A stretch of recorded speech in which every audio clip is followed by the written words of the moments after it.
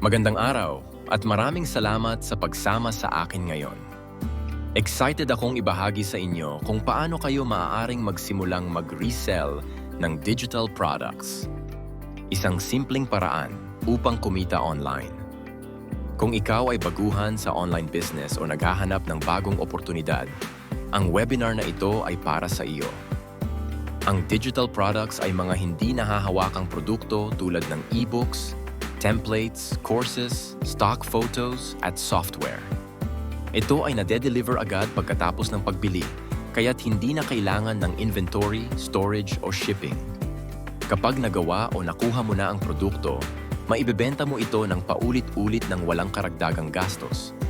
Halimbawa, ang isang template na nakuha mo ay maaaring ibenta sa isa o libu-libong tao na hindi kailangan ng dagdag na effort.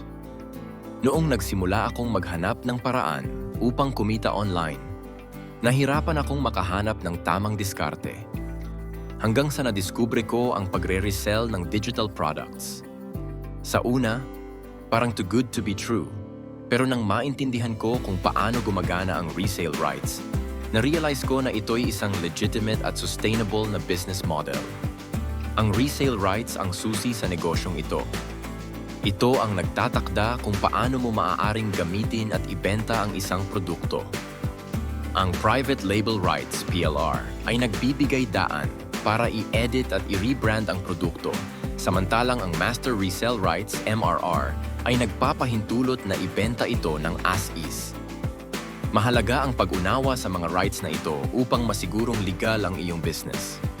Upang magsimula, kailangang mag-source ka ng high-quality products na may tamang resale rights.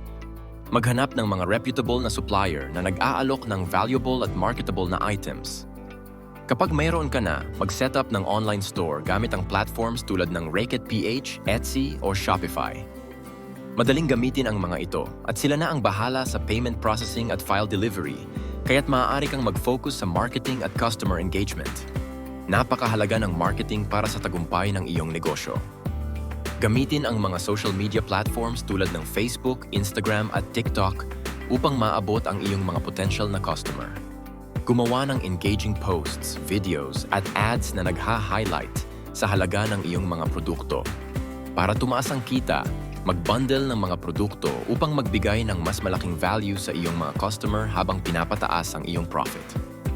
Para matulungan kang magsimula, gumawa ako ang Diamond Bundle na naglalaman ng mahigit 100 ready-to-sell PLR at MRR products.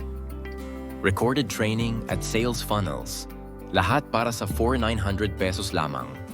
Kung mag-a-avail ka sa loob ng 24 oras, makakatanggap ka ng exclusive bonus products. Bisitahin ang www.rakit.ph/wealthvivo, kumpletuhin ang pagbabayad at ipadala ang proof sa aking Instagram account na wealthvivo. Simulan na natin ang iyong reselling business ngayon. Kung may tanong ka, mag-comment lang sa video na ito o sa alinman sa aking social media links sa video description.